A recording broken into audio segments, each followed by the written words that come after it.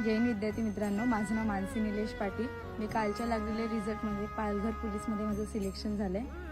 10वी-12वी झालेल्या विद्यार्थ्यांनी प्रहार academy join करा। जसं मी पालघर पोलीस झाले, माझ्या आईवडिलांची स्वप्न जशी पूर्ण केले तसे तुम्ही तुमच्या आईवडिलांची स्वप्न पूर्ण करा आणि पोलीस। आज माझा प्रहार अकॅडमीमध्ये माझ्या आईवडिलांचा सत्कार झाला, ते खूप आनंदी झाले। माझे आईवडील खूप खुश होते, पप्पा तर खूप रडत होते आणि हा आनंदच वेगळा होता।